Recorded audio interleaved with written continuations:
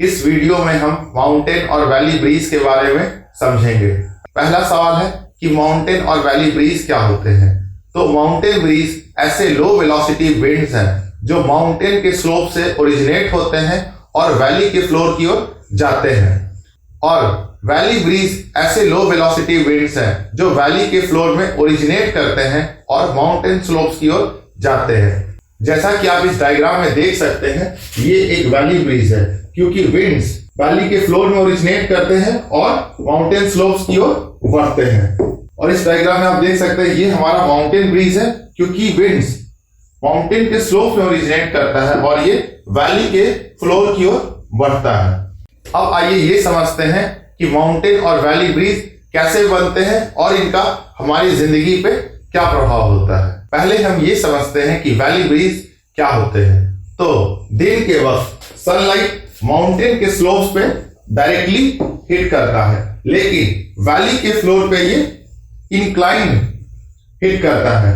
इसी कारण सन के रेस माउंटेन के स्लोप्स को बहुत ज्यादा हीट करते हैं, लेकिन वैली के फ्लोर इतना हीटेड नहीं होते हैं, ये कूल रहते हैं और ये हीटेड हो जाते हैं, जिसके कारण यहाँ पे जो माउंटेन स्लोप के कांटेक्ट में जो एयर के पार्सल हैं वो हीट हो जाते हैं और हीट होकर एक्सपैंड करते हैं और एक्सपैंड होने से हल्के हो जाते हैं, और हल्के होने के कारण ये हवा का जो पार्सल है वो ऊपर की ओर मूव करने लगता है।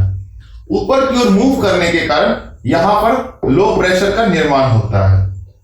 वैली के फ्लोर में, क्योंकि वैली का फ्लोर कूल है, तो यहां पे जो एयर है वो ठंडे रहते हैं रिलेटिवली, जिसके कारण ये हेवी हो जाते हैं और हेवी होने के कारण ये सिंक करने लगते हैं। तो यहाँ पे जितने भी हवा है वो नीचे की ओर सिंक करने लगते हैं, और यहाँ पे सिंक होने के कारण हाई प्रेशर का निर्माण होता है।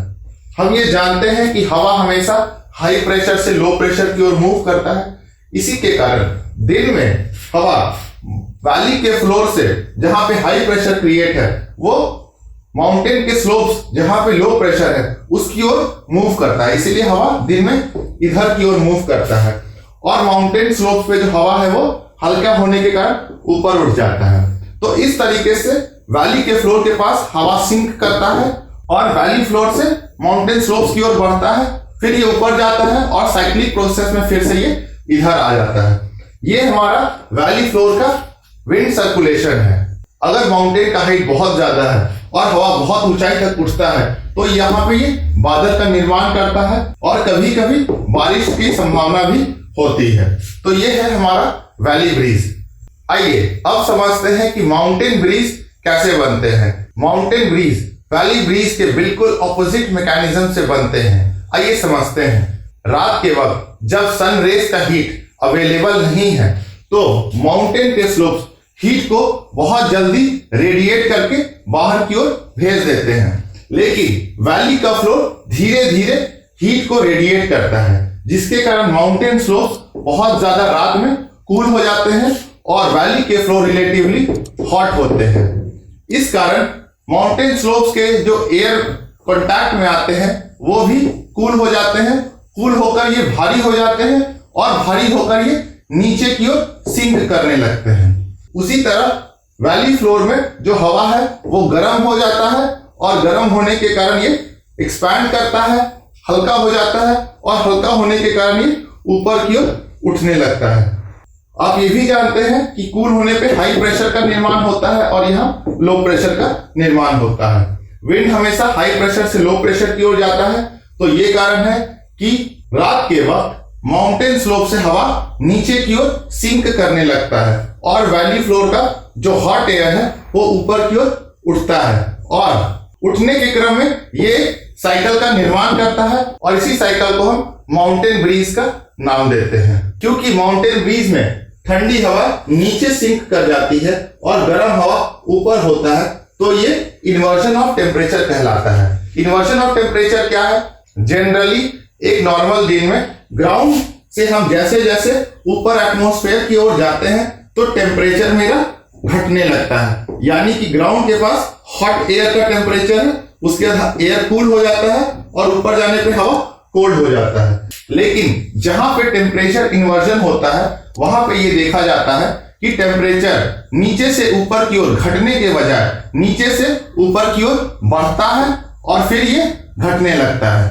यानी कि ग्राउंड में टेम्परेचर कोल्ड है, उसके ऊपर हॉट है और फिर से यहाँ कूल टेम्परेचर है। तो ऐसा कभी कभी हमें देखने को मिलता है। तो इन्वर्जन ऑफ टेम्परेचर हमें कहीं कहीं जनरली विंटर सीजन्स में और माउंटेनस एरियाज में देखने को मिलता है। आइए अब हम ये समझते हैं कि माउंटेन और वैली ब्रीज का हमारे जिंदगी पे क्या प्रभाव पड़ता है। अगर हम माउंटेन के स्लोप्स को देखें तो ज्यादातर कल्टीवेशन माउंटेन के स्लोप्स पे होता है। क्यों? क्योंकि यहाँ पे वाटर स्टैग्नेट नहीं करता है और वैली फ्लोर बहुत ज्यादा कोल्ड हो जाता है, जिसके कारण इन्वर्जन ऑफ टेम्परेचर होने से वैली फ्लोर में फ्रॉस्ट यानी कि बर्फ जमने लगता है। इसी कारण जो क्रॉप है वो डैमेज हो जाते हैं। इसीलिए हम क्रॉप कल्टीवेशन माउंटेन के स्लोप्स में ही करते हैं। दूसरा है कॉफी का कल्टीवेशन भी माउंटेन स्लोप पे किया जाता है, क्योंकि कॉफी के कल्टीवेशन में हमें ड्रेनेज सॉइल का बहुत अच्छा चाहिए और तो और फ्रॉस्ट नहीं होना चाहिए। हम जानते हैं इन्वर्जन ऑफ टेम्परेचर से कि फ्रॉस्ट हमारा वैली फ्लोर्स में होता है, इसीलिए कॉफी का कल्टीवेशन हमेशा माउंटेन के स्लोप पे होता है, जहां पे कम टेम्परेचर होता है लेकिन फ्रॉस्ट नहीं जमते हैं। तीसरा है हमारा सेटलमेंट्स।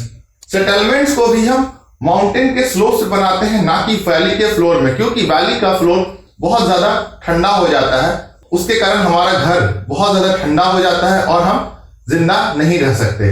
इसीलिए जनरली हमारे घर और गांव माउंटेन के स्लोप से बनते हैं, जैसा कि कैलिफोर्निया वैली में देखा जाता है।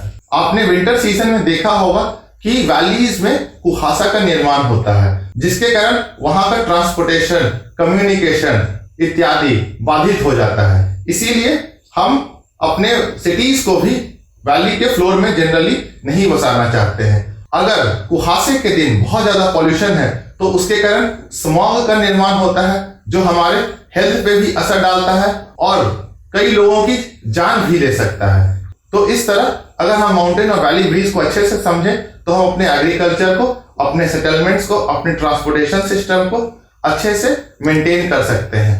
तो ये था दोस्तों हमारा माउंटेन और वैली ब्रीज का कंसेप्ट। अगर आपको कोई भी डाउट है तो आप कमेंट सेक्शन में मुझसे पूछिए, और अगर आपको मेरा प्रयास अच्छा लगा तो प्लीज लाइक, शेयर, सब्सक्राइब करें और अपने दोस्तों तक ये वीडियो जरूर पहुंचाएं। धन्यवाद।